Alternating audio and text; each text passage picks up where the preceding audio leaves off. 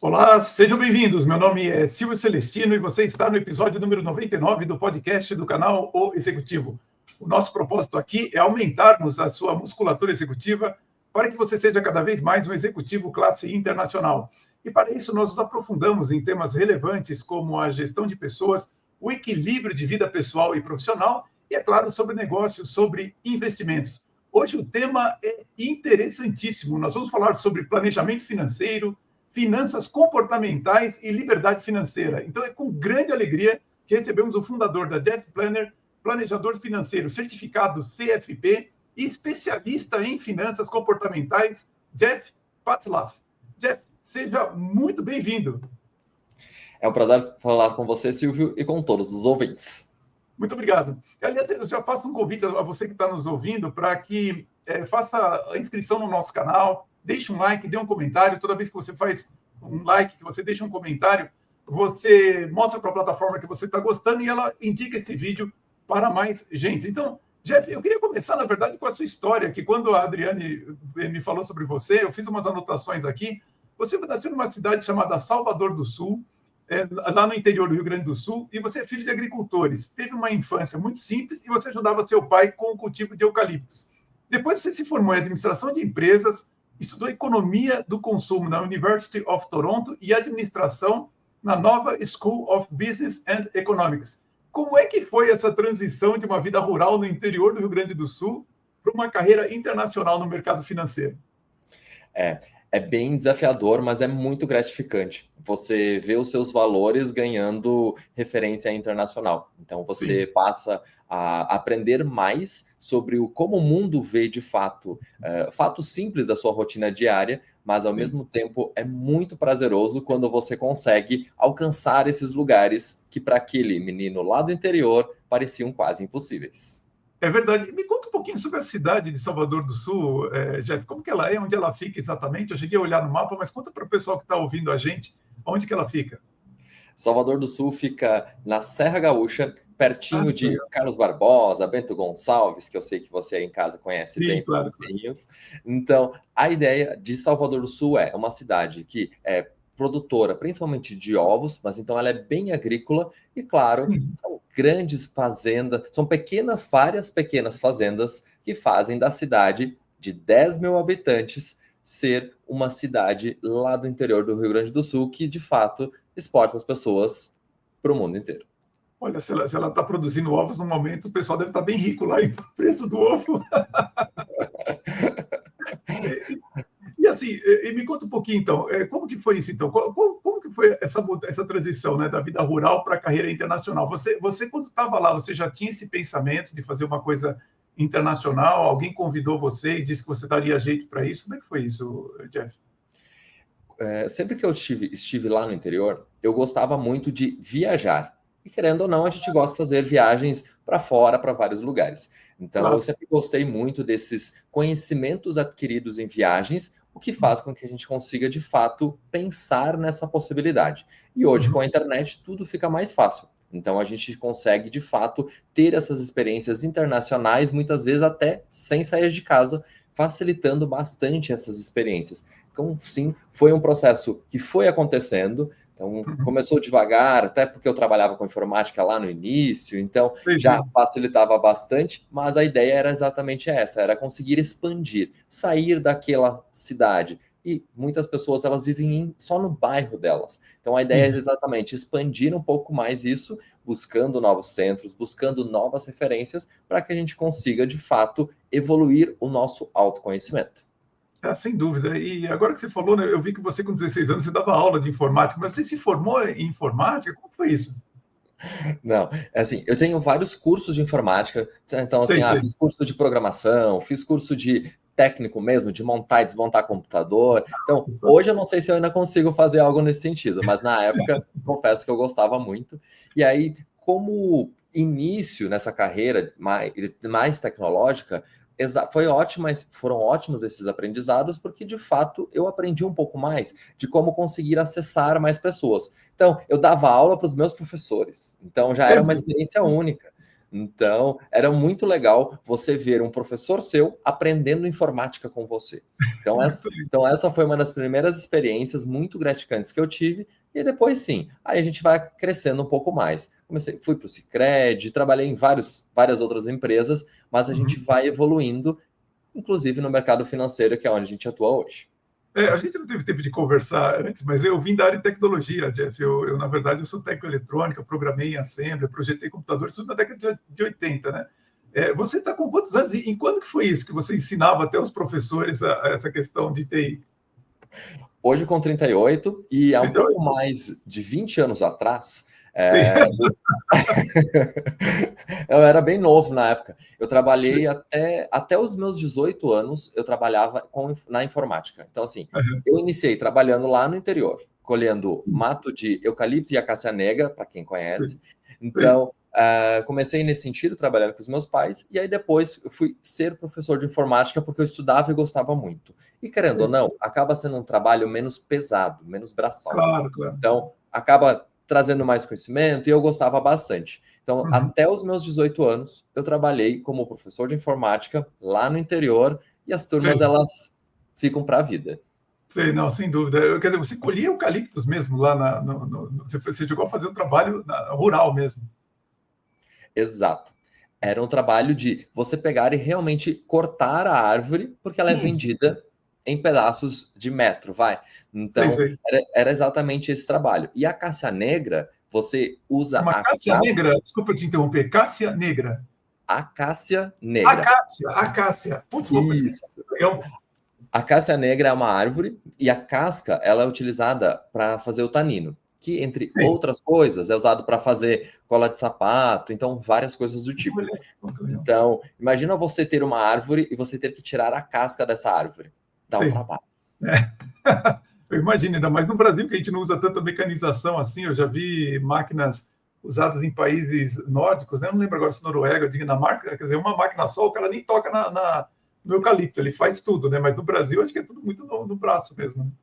Exato. Hoje essa tecnologia já está mais presente, e a gente já vê essas máquinas atuando aqui no Brasil. Mas fora do Brasil, as plantações já são pensadas nisso, e elas já vêm totalmente tecnológicas. É impressionante, eu já vi essas máquinas assim, são incríveis, realmente elas cortando e já no tamanho certinho para ser empacotado. E Jeff, então, indo já um pouquinho para essa sua formação em administração, né? Quão importante você vê a pessoa ter as noções, o conceito, a formação em administração para a gestão das suas finanças pessoais, ou mesmo as finanças da empresa, que às vezes a gente olha a pessoa financeira, não, ela tem que saber de matemática, economia e tal, e se esquece um pouco dessa parte de gestão. Quão importante é você estar formado em administração e você passar esse conhecimento para as pessoas? A administração permitiu que eu me administrasse. Isso vale para tempo, isso vale para finanças, isso vale para RH, isso vale para um pouco de todas as áreas.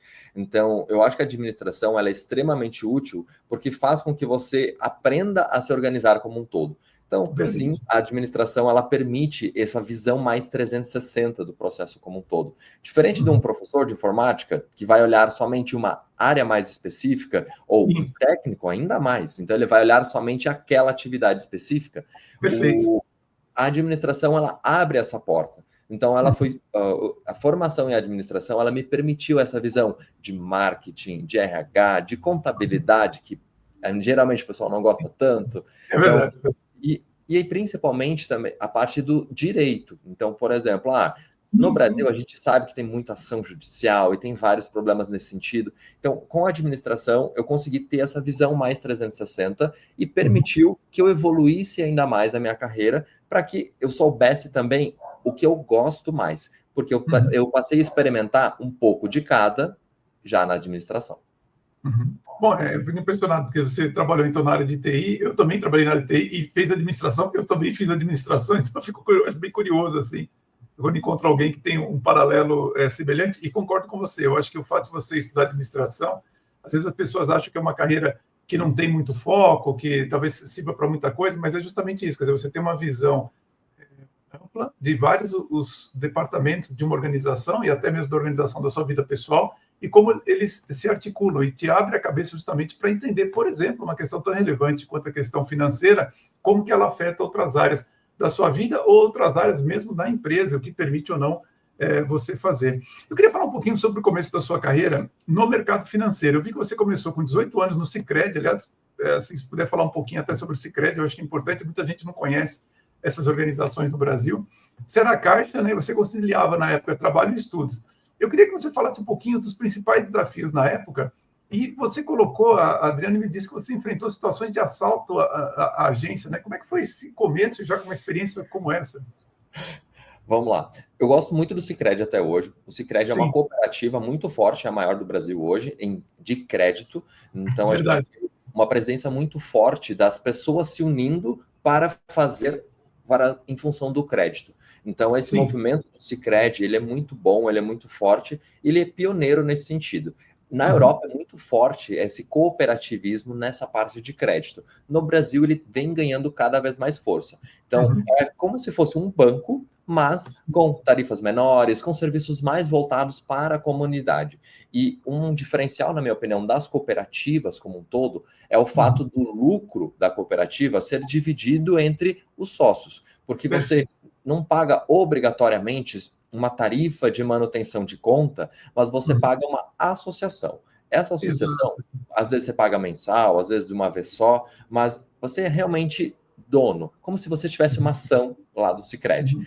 Então, eu gosto muito dessa divisão desses recursos e principalmente porque você valoriza mais. Então, você não vai fazer um empréstimo e vai deixar de pagar. Então, Sim. e como a cidade era pequena, isso que eu trabalhava numa cidade chamada Poço das Antas, que tinha, na época, menos de 2.000 habitantes.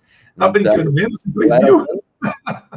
eu era o bancário da cidade, tá? Então, Todo mundo te conhecia, né? exato, eu com 18 anos era bancário da cidade. Então, era super legal. Eu ia de moto para o trabalho, então É era mesmo. legal, a gente aprendeu muito nesse período. E aí sim, como é comum nas cidades do interior, agora um pouco menos, mas há 10, 20 anos atrás, era muito comum as cidades do interior, por não terem estrutura policial, terem Sei. muito assalto a banco. É Então, mesmo. os Não sabia bandidos disso. chegam e destroem a agência. Eles chegam atirando ou chegam invadindo a agência. E aí Claro. aconteceu de passar por um assalto. E aí, na ocasião, eu era o único homem dentro da agência. Então, eles vieram direto em mim. Querendo ou não, esse preconceito ele existe até hoje. Sei, Então, a sei. gente vê. Então, assim, eles vieram direto em mim. Então, fui confundido com o gerente geral da agência, com 18, Sei, 19 sei. anos. Então, e aí para. Ok, passou o assalto, toda a função. Para piorar a situação, um mês depois, o que aconteceu? Eles vieram de novo. Os mesmos assaltantes? Nossa, não acredito. Eles não foram pegos e um mês depois voltaram. É isso. Então, Assim, é o por Brasil dois da assaltos, então, impunidade. os mesmos ladrões. Putz, grila, cara, que É coisa. isso. Então, foram 2 assaltos em 2 meses, lá no interior do Rio Grande do Sul. E Sei, sei. assim, a gente lembra até hoje, mas a gente aprende também com isso. Então, mas eu sou Claro. muito grato pelo Sicredi. Eu acho que o Sicredi é uma ótima empresa, então, Uhum. inclusive para trabalhar. Então, eu gosto bastante do Sicredi. É, Vamos. eu realmente acho, inclusive, essas instituições são mais seguras até do que os bancos na eventualidade de uma crise financeira, né? E assim, eu tive a oportunidade de atender cooperativas no interior do Paraná, Copacol, Coamo, Moinho Iguaçu e tudo mais, e é ali que eu fiquei conhecendo um pouco mais o trabalho do Sicredi, e agora que eles estão um pouco mais aqui em São Paulo também, né? Eu já vi agência do Sicredi aqui, que antes eu não via, e eu realmente fico bem contente, porque eu também apoio muito essa questão da cooperativa, e espero que isso se expanda cada vez mais no Brasil, principalmente no Brasil rural, que acho que é um modelo assim, aliás, na Alemanha, né? Eu vi que o seu sobrenome é alemão, é muito comum, né, esse modelo, e funciona com muito sucesso, né? Eu queria saber um pouquinho na sua trajetória, então, quando que você começou a liderar pessoas? Foi no Itaú Unibanco ou você teve outras experiências antes? Então, o que eu vi na prática sempre é a liderança, na minha opinião, ela acaba surgindo automaticamente, você Sim, vai desenvolvendo ela. sim, Automaticamente é uma palavra meio pesada, mas é. você vai desenvolvendo essa liderança. Então, Uhum. no Itaú, que eu trabalhei por 7, 8 anos, Sei, então sei. eu vi esse movimento mais forte. Tá? Então, no Sicredi, mesmo eu não tendo um cargo de liderança, eu já era referência em várias coisas. Então, por exemplo, como eu trabalhava com TI na época, então todo o sistema de cobrança e tal já era comigo, então já virava referência nesse sentido e as pessoas me procuravam bastante por isso, mas eu não tinha equipe.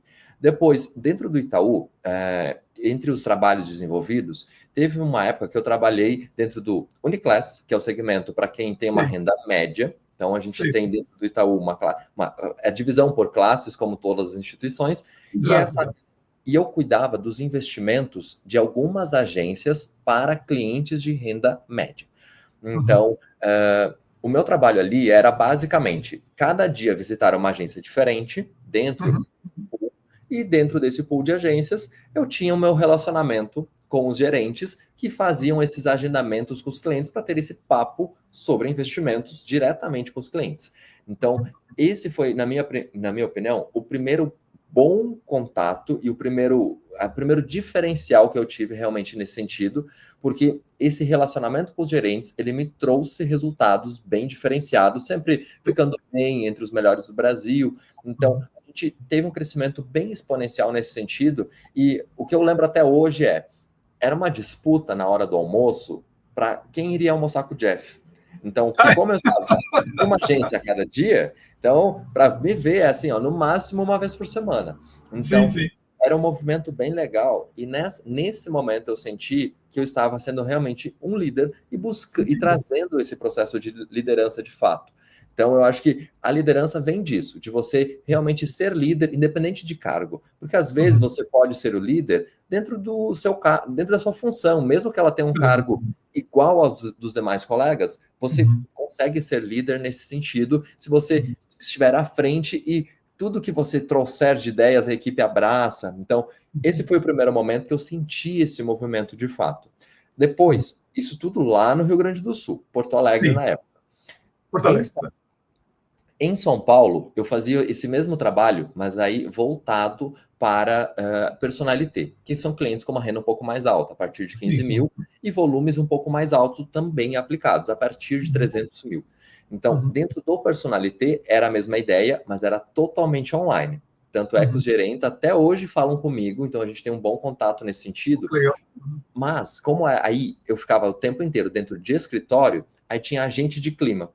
E eu acho que o agente de clima, dentro do Itaú, ele tem um papel fundamental de líder, porque eu era responsável quando dava aquele problema, aquele estresse, por que deu? Vamos tentar amenizar, sem obrigatoriamente você brigar com o seu chefe. Então, esse papel de líder, na minha opinião, ele tem um diferencial. Quanto mais você aí conseguir trazer as pessoas com você, nos momentos bons e nos momentos ruins, eu acho que mais líder você é.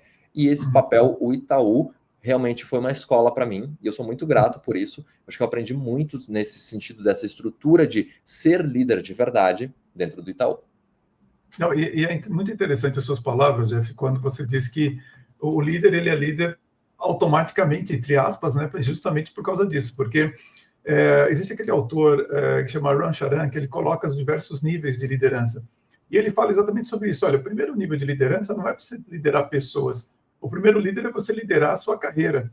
E aquilo ali você tem que desenvolver competência de liderança, como, por exemplo, a sua própria gestão de agenda, gestão do tempo, o seu domínio emocional e tudo mais. E aí você tem um segundo nível que você gerencia uma operação. Quer dizer, ali você precisa articular com outros departamentos, você precisa já ter uma comunicação melhor, que também são competências de liderança. É só no terceiro nível que você começa a ter pessoas embaixo de você. E, sem dúvida, mesmo que você não tenha, você exercitar essas questões do comprometimento, responsabilidade, com uma boa comunicação, isso tudo vai fazendo com que você, naturalmente ou automaticamente, como você falou, seja percebido como líder. E é curioso que hoje muita gente não quer ser líder dentro das empresas. Esse é um problema que as empresas estão enfrentando, eu vejo isso em vários lugares. E eu queria saber de você, quando você pensa a sua liderança, qual é o seu estilo? Como que você se vê como líder? Eu me vejo muito mais como alguém... Essa frase é difícil de botar um modelo exato para qual o seu modelo exato, mas eu gosto bastante do modelo de você empoderar as pessoas, e esse empoderamento traz essa liberdade e responsabilidade. E esse é o modelo que eu gosto de fato. Eu acho que o modelo de dar condições para as pessoas fazerem e serem responsáveis pelas atitudes, na minha opinião, é o melhor modelo hoje. Para mim, pelo menos, é o que melhor funciona, porque você faz com que toda a equipe esteja com você.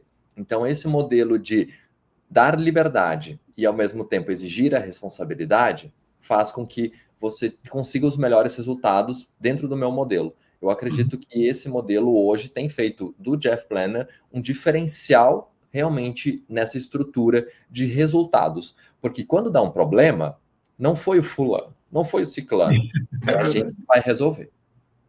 Então, Você, todo mundo pega junto. é verdade. E você, esse modelo de empoderamento, você copiou de algum líder? Você tem algum líder de referência ou foi uma coisa que você criou pegando vários modelos?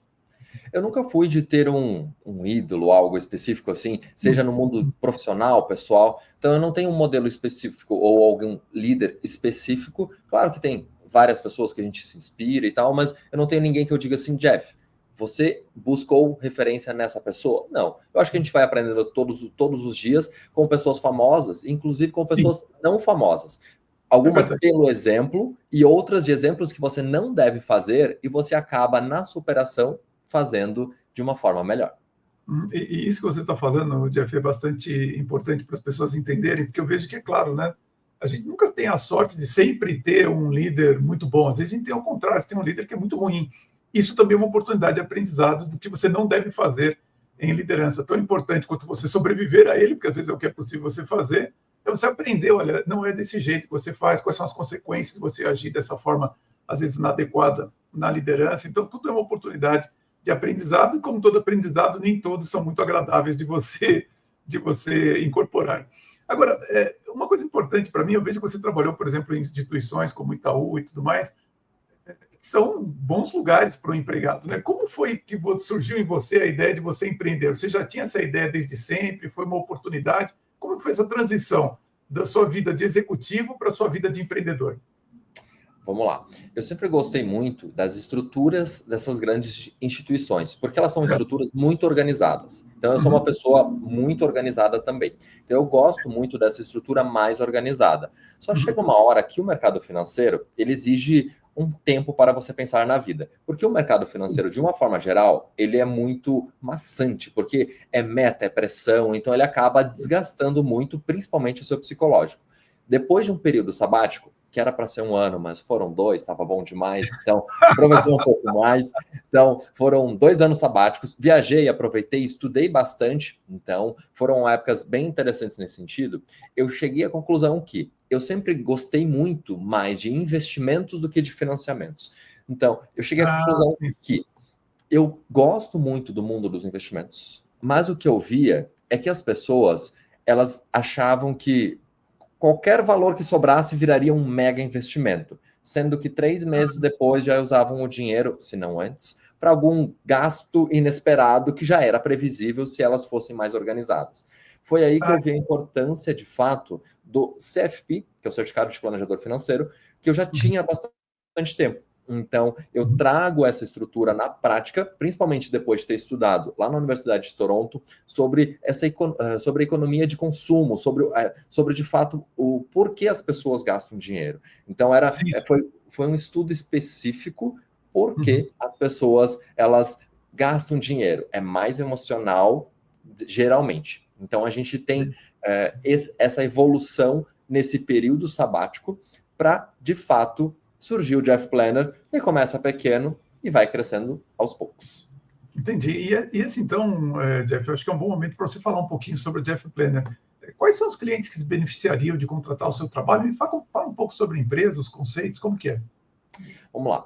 A ideia do Jeff Planner é trazer mais liberdade, muito mais que Uhum. organização de finanças. E eu vi isso muito na prática no meu período sabático, que eu vivia com muito menos do que quando eu ganhava lá, tinha um salário bom lá do Itaú.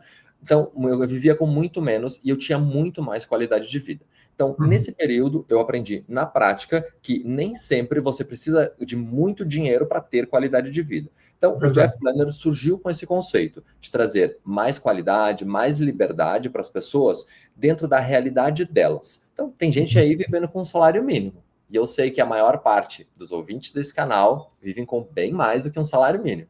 Então, a ideia, de fato, do Jeff Planner é trazer uma estrutura que faça com que você repense um pouco mais os seus hábitos, de fato, como você gasta o dinheiro, para que você consiga ter liberdade. Mais que liberdade financeira, é liberdade para você fazer o que quiser. Por exemplo, na quarta-feira, tirar um dia off.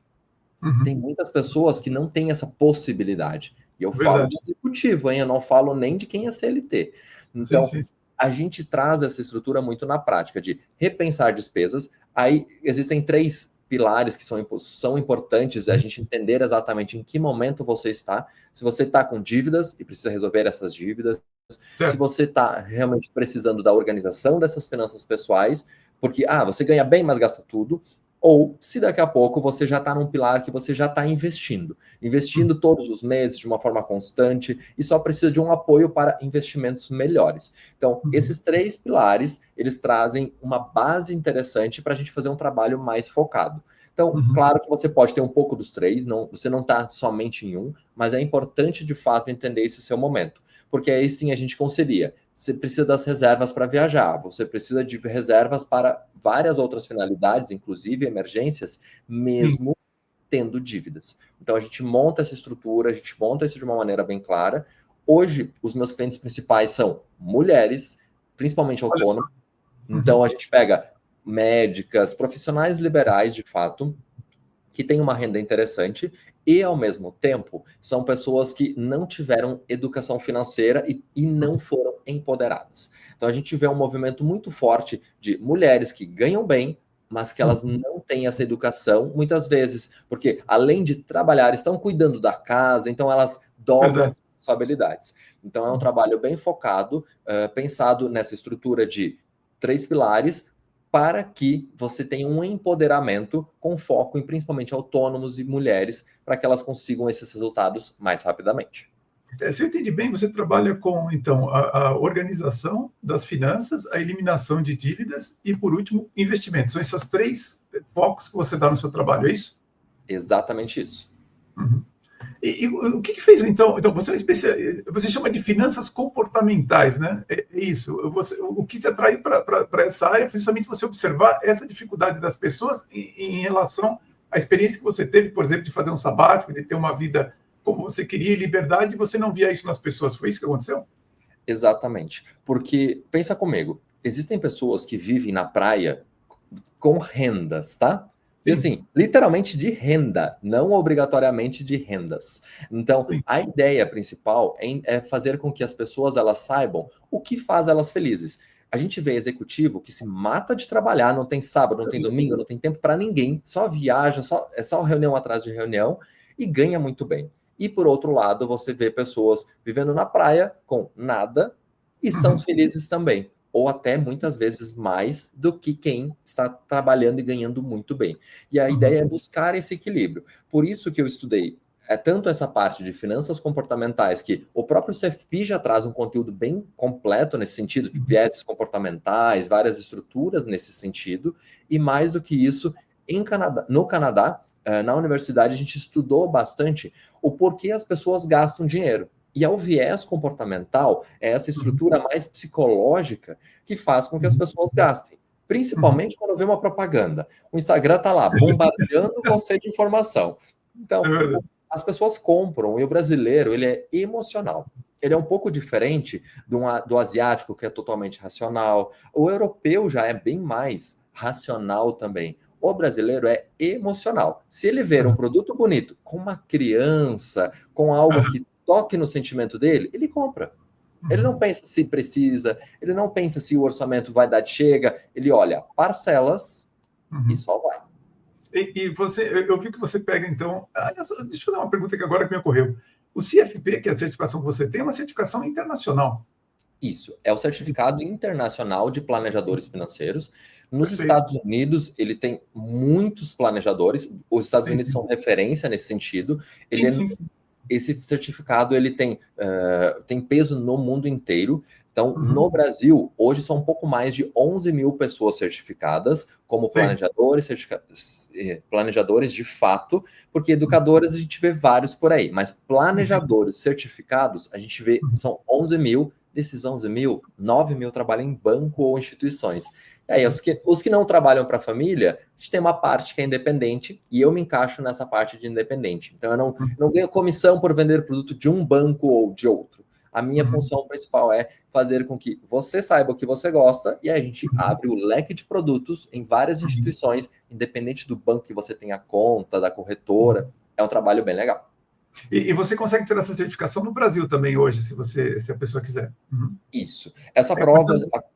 Isso, essa é uma prova, ela é uma prova difícil, tá? Então, a gente vê que vários advogados tentam tirar a prova e precisam estudar um pouco mais, então a gente vê essa certificação como algo realmente diferenciado no mercado, porque de fato a ideia aqui é trazer mais conhecimento, porque você vai estudar a parte de ética, então ética nos negócios, ética nos investimentos. Você estuda toda essa parte de seguros, por exemplo, você faz toda a parte dos investimentos, que é o que todo mundo busca. Ah, Jeff, quero investir, mas a pessoa está precisando organizar as dívidas. Então, tem toda uma estrutura, é um planejamento bem completo mesmo. E você tem uma outra certificação que mencionou aqui, que é CEA, é isso? Isso. A CEA é uma certificação que os bancos estavam exigindo até pouco tempo atrás para você poder falar sobre investimentos. Então, dentro dos bancos, você tinha no passado, isso está mudando agora, nesse próximo 2 anos, vai mudar um pouco essa nomenclatura, mas você tinha CPA 10, CPA 20, CEA e CFP. Então, nessa sequência. Então, o CPA 10, ele tem uma cobertura menor e te dá autoridade menor para falar sobre determinados produtos, enquanto o CFP te dá uma autoridade maior. Como esse certificado era emitido por instituições diferentes, nem sempre um conversava com o outro. Entendi. Mas você consegue ir direto para o CFP, não precisa fazer o 10, o 20 e tudo mais até chegar lá. Ok. E assim, voltando então para essa questão do problema psicológico até do brasileiro, né? Quais são então os principais problemas que o brasileiro enfrenta? Porque eu vou dizer da minha experiência, tá? Eu concordo, eu acho que o brasileiro é muito influenciável pela emoção. Então, aquela ideia natural, que sempre é a escassez, né, de fazer. Essa semana está sendo muito curioso para mim, quando eu vejo que aqui em São Paulo, ali no Shopping Guatemi, a Tiffany está abrindo um café que vai ficar por um mês apenas aberto, né? E ali você olha o preço dos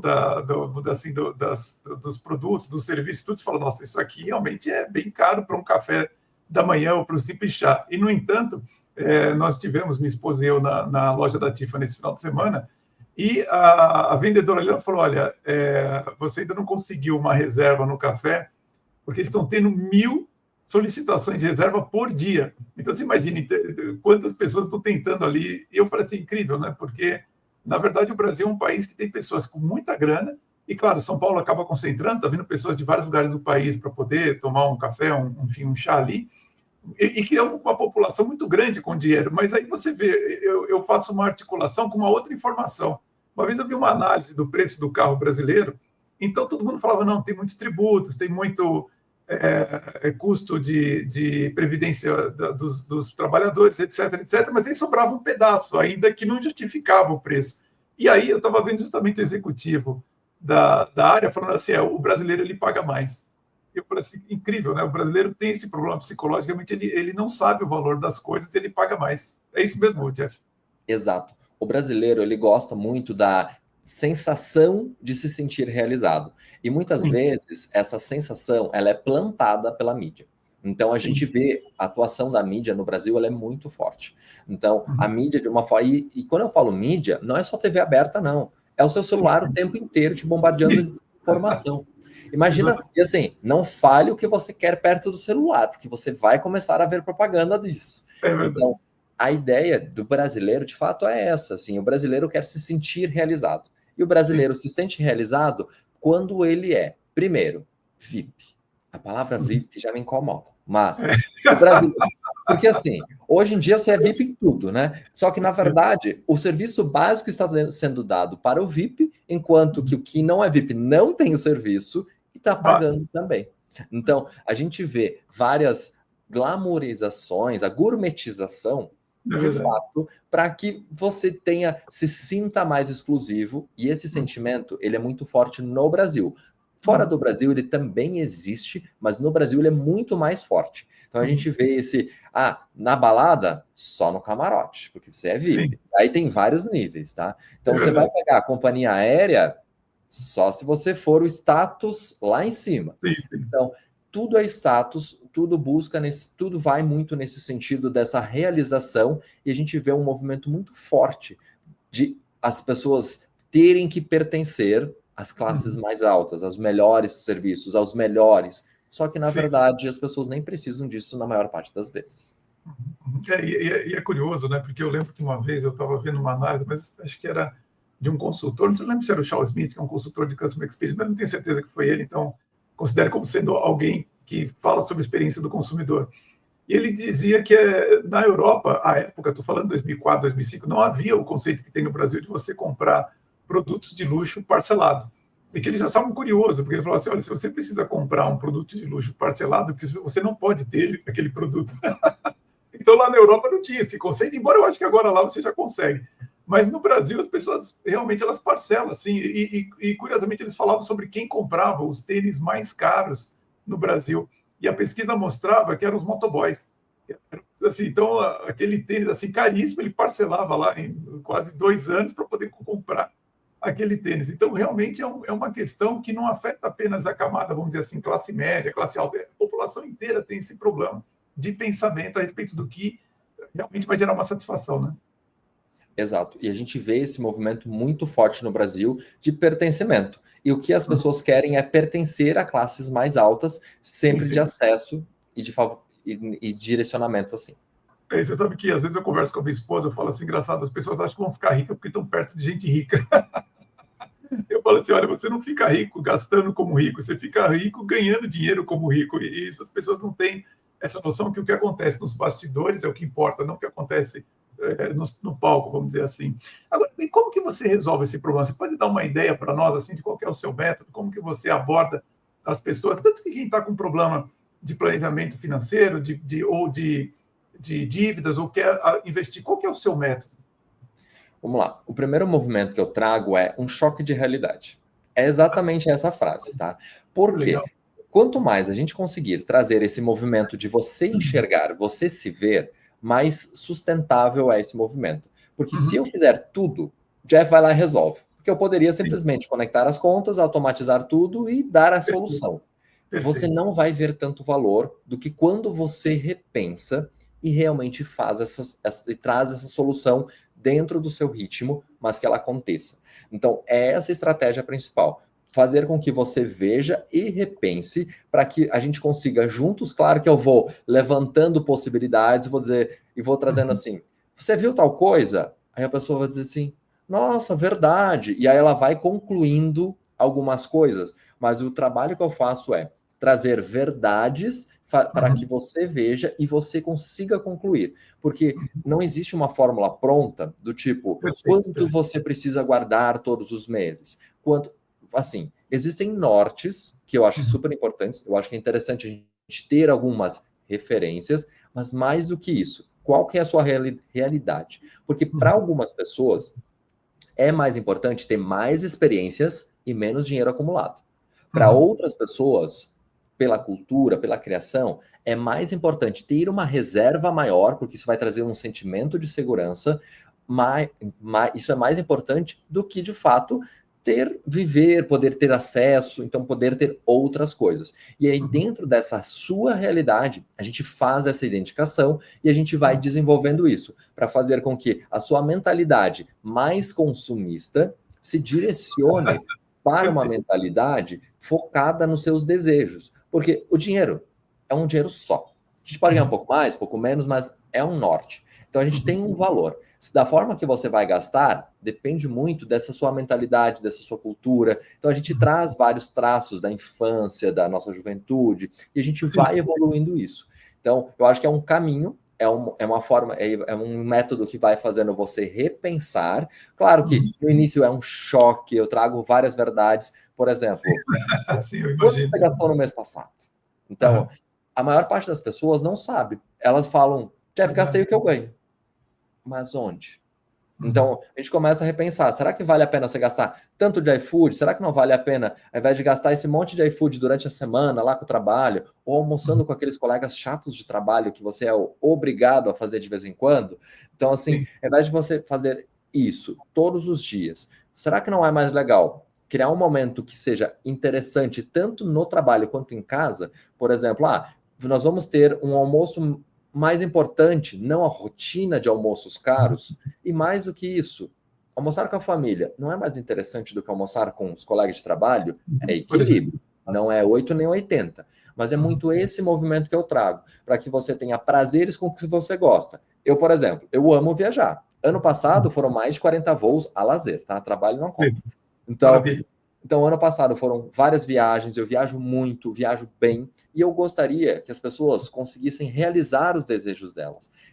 E esse é o movimento, a gente repensa para que as pessoas consigam realizar os desejos, e isso acaba retroalimentando essa vontade de continuar. Porque senão você vai dizer assim, não, já arrumei esse negócio, agora não quero mais. Então, a estrutura é justamente essa, para que você consiga fazer sozinho e andar sozinho em direção aos seus desejos. Ou seja, você faz um trabalho inicial, mas não necessariamente a pessoa precisa ficar toda hora contactando você, pelo que eu entendi, que ela adquire uma outra mentalidade e segue com os ensinamentos que ela teve com você. É isso? Exatamente, é um empoderamento para que você consiga andar sozinha logo em seguida. Porque a gente sabe, quem ganha bem vai continuar ganhando bem, provavelmente. Então a gente vai ter, só que esse dinheiro a gente vai direcionar para uma viagem, para algo legal. Então a ideia é justamente essa, é fazer para que essa compensação, que às vezes a gente desconta em comida, porque pede um iFood caro ou algo do tipo, então a ideia de fato é para que essa compensação possa ser uma viagem legal com quem você gosta. Não, bem legal. E você pode compartilhar com a gente alguns resultados que você teve, claro, mantendo a ética da pessoa, mas da sua profissão, mas algum case assim que você vê, olha, realmente a pessoa estava nessa situação, usou nosso método e chegou desse jeito? Vamos lá. Então, para quem tiver curioso, acessa lá no próprio Google Maps, Jeff Planner, e lê os comentários, tá? Mas legal. Você vai ver que a ideia principal... Pode falar. Não, desculpa, não quis interrompê-lo, mas só para... Eu posso deixar o seu LinkedIn aqui, o seu site aqui embaixo, para as pessoas que não conectarem. Então, pessoal, aqui embaixo vai ficar o site do Jeff, vai ficar o LinkedIn dele para você entrar em contato e conhecer melhor o trabalho dele. Pode falar, Jeff. Então, o que eu percebo na prática? Porque uma coisa é a gente usando técnicas administrativas e profissionais para tentar identificar, mas o que eu mais recebo de feedback é, Jeff, mais do que economizar dinheiro, você me trouxe liberdade. Tá? Eu acho que esse é o sentimento generalizado de quem passa pela minha mentoria, porque de fato é uma ideia de empoderamento. Então, as pessoas elas não obrigatoriamente gastam menos, mas elas direcionam os gastos. Então, é o fato de você ter estruturas que permitam que você viaje e ter estruturas que permitam que você folgue um dia na semana. Principalmente quem é profissional liberal, porque médico faz plantão todos os dias. Então, principalmente quando tem uma viagem. Quando tem viagem, ele acaba, vou virar 2, 3 finais de semana para pagar essa viagem. É verdade, é isso mesmo. E aí depois, vai viajar e vai passar um mês sem renda? Então, é essa estrutura que eu trago de uma maneira bem simples e bem prática, e esse é o principal resultado. É a liberdade de poder, inclusive, sonhar, porque quem tem dívidas não consegue sonhar. É verdade, é verdade. E é interessante você citar como exemplo médicos, né? Eu atendo alguns médicos também, e eu vejo num foco diferente, né? Porque eu trabalho com liderança, mas claro que quando você trabalha com liderança também acaba, às vezes, conversando alguma coisa sobre finanças com as pessoas. E é impressionante as dificuldades financeiras dos médicos, né? Que são profissionais que ganham muito dinheiro, mas são totalmente atrapalhados na hora de preservar e dos gastos. Então, assim, eu faço uma análise, assim, às vezes muito subjetiva, mas que dá para você ter uma ideia de como que é a vida financeira dos diversos profissionais, né? Então, o médico, assim, ele tem uma vida financeira muito difícil, até mais ou menos 40 anos. Os 40 anos ele começa realmente a ganhar dinheiro. Quando chega aos 45, 50, ele ganha muito, muito dinheiro, e depois dos 55 ele vai à falência, porque ele tem um padrão de vida muito alto e aí ele trabalha dos 55 em diante, basicamente para ou manter o padrão, ou às vezes para pagar dívidas, inclusive tributárias, porque ele não sabe fazer uma gestão dos tributos, e acaba ficando com dívidas nessa área.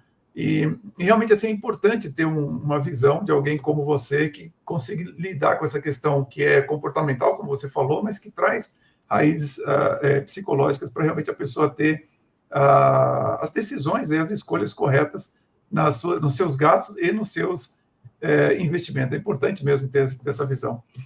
E, Jeff, aproveitando então esse momento, gostaria de novamente convidar as pessoas aqui para deixar um like, deixar um comentário. Quando você faz um comentário, deixa um like, a plataforma entende que você está gostando do nosso vídeo e indica para mais pessoas. E se inscrever no nosso canal para ter acesso à conversa controversa que eu vou gravar com o Jeff daqui a pouco, para falar de temas mais polêmicos aqui a respeito desse planejamento financeiro, de quais são essas questões até psicológicas que as pessoas têm. E Jeff, na sua carreira, eu vi que você tem toda essa experiência de ter trabalhado no Sicredi, na Imoré, no Itaú, onde você chegou a gerenciar uma carteira de R$500 milhão e falando dos seus investimentos, né, em CFP, em CE e tudo mais. Eu queria saber uma coisa fundamental que eu vejo e que é uma preocupação que eu tenho aqui no nosso canal: como que você se mantém atualizado? Eu acredito que você estar no meio de pessoas informadas e sempre à frente vai fazer com que você esteja informado. Então, hoje, o que eu utilizo para me informar? Eu utilizo redes sociais tradicionais, o próprio Instagram, o YouTube, e eu gosto muito de seguir perfis que trazem atualizações. Hoje, a IA, por exemplo, é uma forma facílima de você acessar muita coisa. Então, Jeff, eu preciso organizar a parte do meu marketing. Coloca a IA para fazer uma parte disso. Então, eu estudo muito e eu aprendo muito a cada dia de uma forma leve na minha rotina, através de canais e redes sociais. Não tem um canal específico. Eu acredito que o fato de você aprender um pouco de tudo vai fazer com que você saiba mais ainda do que você gosta e, por que não, tenha ideias novas de novas possibilidades de renda e daqui a pouco o negócio da sua vida surge com isso. Então eu gosto dessa estrutura de, dentro da sua rede tradicional, você trazer informação de qualidade. Então, Instagram, TikTok, a rede que for,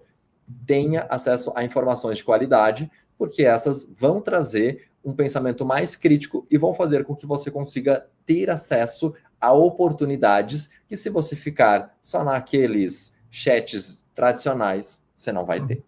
Eu reforço a mensagem do Jeff, porque eu digo que a principal rede social que você tem que formar é uma rede de conhecimento. Então, você justamente se conectar àquelas pessoas que realmente você vê que tem conhecimento profundo, que tem uma proposta que casa muito com aquilo que você acredita e, principalmente, que possa te manter atualizado a respeito daquilo que vai pelo mundo. Então, não só na sua área de atuação, mas, por exemplo, numa questão tão importante quanto o seu planejamento financeiro. Você tem todas as redes? Você está no Instagram, no LinkedIn, com certeza? A pessoa consegue te achar lá? Acredito que sejam todas, tá? Falar todas hoje em dia é um pouco difícil, porque tem uma rede nova cada semana. Mas, não, nem me fala. Estou como Jeff Planner, e assim, quem quiser me achar como Jeff Patislav, fica um pouco mais difícil, também consegue, mas como Jeff Planner, eu estou em todas as redes, TikTok, Instagram, YouTube, legal. LinkedIn, vocês me acham lá.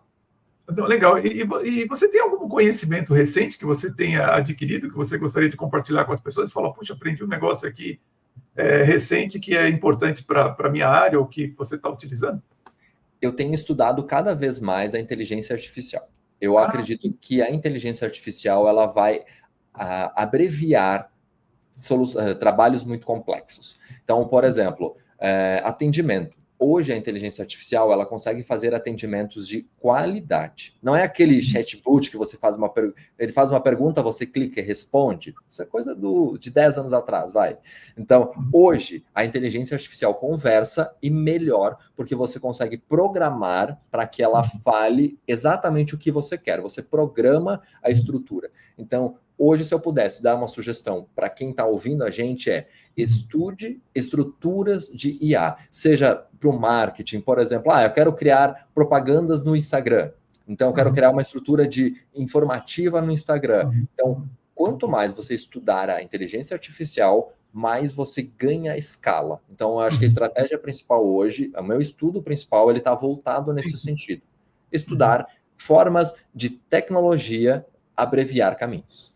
E eu faço um reforço até na sua mensagem, Jeff, que realmente, assim, para as pessoas começarem a usar a inteligência artificial dentro do seu dia a dia de trabalho, procurando fazer perguntas que você faria, por exemplo, para alguém que estivesse do seu lado e fosse um auxiliar, alguma coisa nesse sentido. Porque é tão importante quanto você, claro, se aculturar e estudar, mas é você ir usando a inteligência artificial para que, paulatinamente, ela entre no seu dia a dia e você cada vez mais vai pedindo coisas para ela, e é muito curioso, porque você vai cada vez mais vendo, puxa, serve para isso, serve para isso, serve para isso e tudo mais. Aliás, eu ia te perguntar exatamente essa questão, eu tive uma pergunta aqui, que é falando sobre como você vê o futuro do planejamento financeiro com o uso dessas novas tecnologias, principalmente a inteligência artificial. Realmente é por aí que a sua área está se encaminhando? Eu acredito muito nesse uso da inteligência artificial aliada ao planejamento financeiro. Eu acredito que a ideia principal, porque assim, de forma geral, o ser humano ele é preguiçoso. Então ele vai buscar estratégias e formas de abreviar caminhos. Quanto mais rápido for, ou alguém fizer, mais ele vai gostar dessa solução. Então, a inteligência artificial, ela cruza informações, ela é muito dinâmica e didática nesse sentido, inclusive. Então, eu acredito que a inteligência artificial, ela vai ser muito útil, principalmente nesse compilado de dados. Ela vai trazer uma união de informações que talvez você não pensasse. E, claro, eu acredito que se nós conseguirmos trazer uma abordagem mais humanizada, é o diferencial de quem trabalha nessa área hoje. Então, é você usar a inteligência artificial, a tecnologia como um todo, para você trazer dados, trazer informações e fazer as pessoas começarem a enxergar isso e trazer aquele toque humano, aquele sentimento que a pessoa não fala, mas conversando aqui você vê ela, você vê esse sentimento no olho. Então, a ideia, na minha opinião, é exatamente essa para esse momento. Unir tecnologias dentro da sua realidade, mas aquele contato pessoal, aquela vontade que você tem, mas você não fala para ninguém. Então, esse é o momento, na minha opinião. E acho que é exatamente isso, né?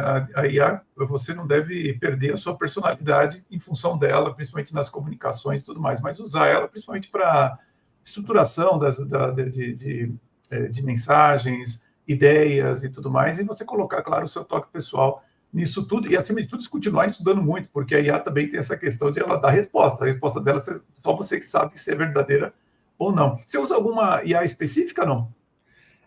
Tem várias que eu conecto, tá? Mas assim, para quem vai começar, eu sempre sugiro assim, começa pelo ChatGPT, que é o mais simples, que é mais simples de utilizar, não que ele seja simples, tá? Então, deixa eu me corrigir aqui. Então, pelo ChatGPT, eu conecto várias outras plataformas. Então, por exemplo, para quem tem estruturas menores de empresa, por exemplo, o Canva substitui, por exemplo, o Photoshop e algumas estruturas mais completas. Então, eu conecto várias ferramentas dentro do ChatGPT. Então, eu pego a minha IA, eu plugo e eu faço ela devolver informações.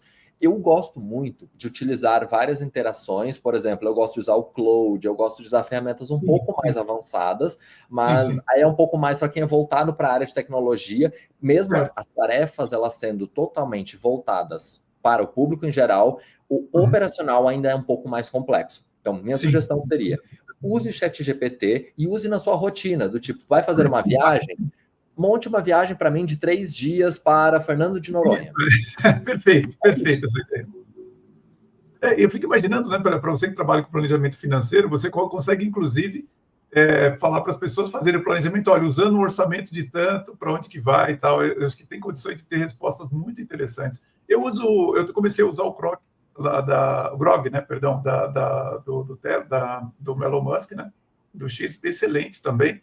E olha, pessoal, não sou patrocinado pela Adapta, mas eu recomendo, se você quiser fazer cursos e principalmente ter acesso às vários modelos de inteligência artificial, o site da Adapta é muito bom nesse sentido, até porque o CEO deles, se chama Max, se não me engano, ele fala uma coisa que eu concordo, a corridas pela IA, ela está sendo uma batalha feroz, né, Jeff? E o que acontece? Ele fala uma corrida de sapo, né? Aquele que pula por último é o que pula mais longe. E realmente, quando você olha o ChatGPT, excelente, a versão for all, né? Que é a última. Aí a Cloud, que você mencionou, acho que é a 3.5, a última, se não me engano. Eu não sei se teve uma depois da 3.5. E aí saiu o Grok agora, e realmente eu vou experimentando. Teve o DeepSeek também, eu vou experimentando todas elas. E realmente eu fico bastante impressionado com a distância que é de uma para outra, né? Então, você também que está nos ouvindo, procura observar as que estão saindo e vai utilizando dentro da sua rotina para ver o quão benéfica ela pode ser. E, Jeff, um outro assunto também que eu queria abordar com você, eu vi que você acabou se especializando muito no público feminino. Por que esse público acabou sendo o que te chamou mais atenção e que você está atuando mais nessas questões financeiras? Eu vi uma necessidade muito maior pelo não empoderamento das mulheres. Mulheres, Ah, porque eu sentia o quê? Que geralmente quem cuida das finanças é o homem. E aí, uhum, muitas vezes, o exemplo dos médicos, tá? Não ganham nada, que estão estudando muito, por muito tempo, até uma idade bem acima dos tradicionais. Por exemplo, quem faz administração são 4, 5 anos. uhum, Médicos são mais anos estudando até ter uma especialização. Então, a gente vê o médico estudando 10 anos e aí ele começa a ganhar dinheiro de verdade. Então, certo. e aí? Cadê a educação financeira? Ela não vem. Então, porque ele ficou tanto tempo ou sendo patrocinado pelos pais, que é o caso de Uhum, muitos uhum, médicos, ou de uhum, fato vivendo com rendas muito, muito apertadas. Então, você sai de uma renda ali de baixo, vamos lá, se você tem 5 mil reais para gastar no mês com comida e tudo isso, e aí do nada você sai para 30, a ideia tradicional é: vou comprar um carro, vou comprar bolsa, vou comprar um monte de coisa. Então, é, é por essa necessidade mesmo. Eu vi que esse público ele tem uma necessidade maior. Autônomos e mulheres precisam mais dessa organização e é um público que eu gosto de trabalhar pela grande possibilidade de alavancagem de renda. Então, os uhum, empresários têm essa possibilidade. Então, a gente uhum, vê, principalmente de empresas menores, de empreendedores de fato, que essa alavancagem ela é possível e mais rápida para quem uhum, já tem uma renda média e do nada consegue subir um degrau. Usando uhum. inteligência artificial, a gente consegue dar bons saltos nesse sentido. Então, se Boa, você imagina. conseguir dar esse salto e não tiver essa estrutura, eu entro de fato com esse acompanhamento para que vocês consigam fazer isso. E eu senti Uhum, realmente nesse público a maior necessidade. Então, é diferente, por exemplo, dos homens, de uma forma geral.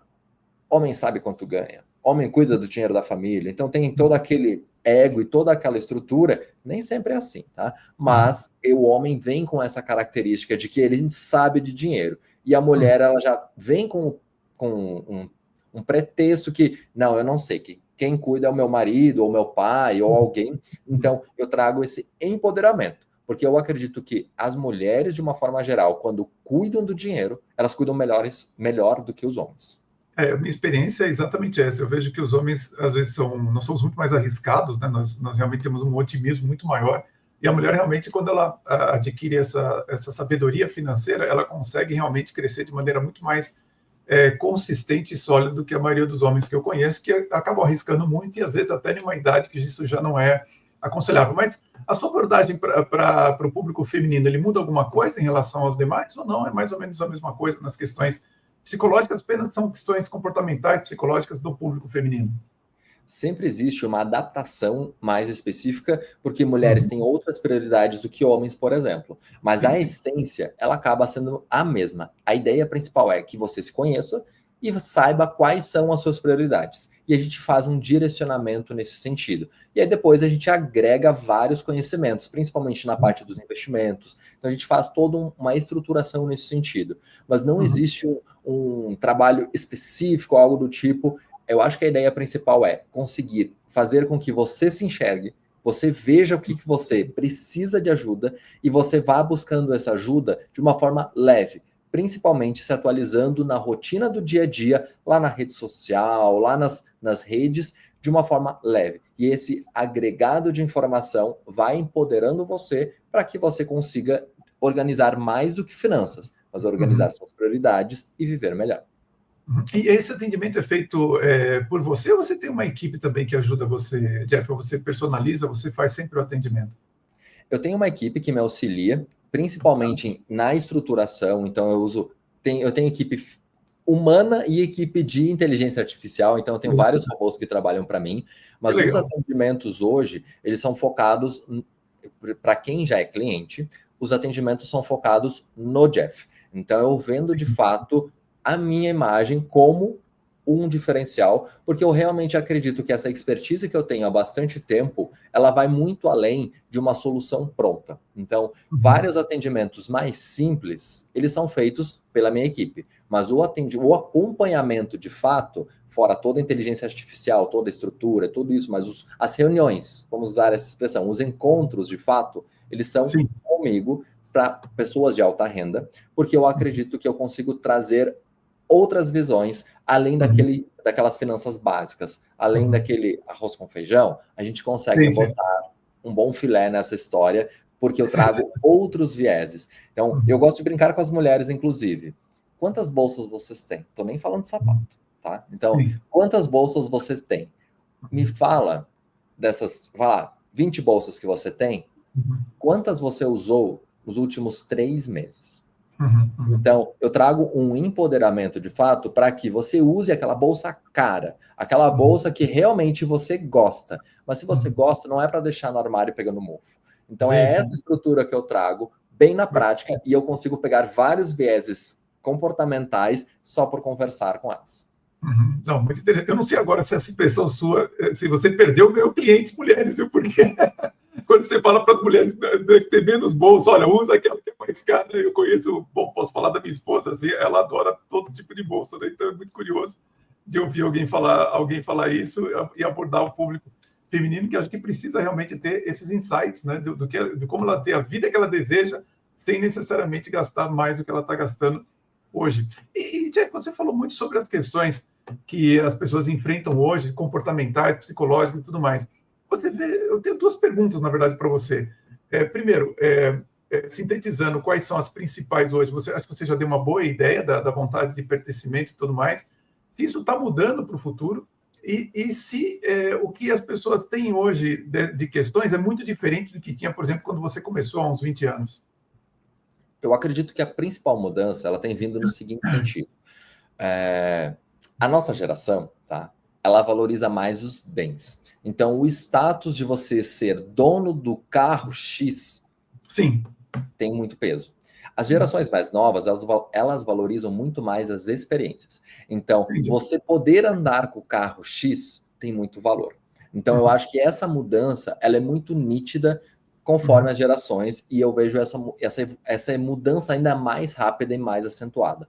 Então, como a gente consegue, de fato, trocar bens por experiências, eu acho que esse é o grande assunto do momento hoje, principalmente entre pais e filhos. Então, tem várias séries falando sobre isso, na Netflix, na HBO, enfim, tem várias estruturas falando bastante sobre isso, mas eu acredito que o principal momento é entender qual que é a sua satisfação.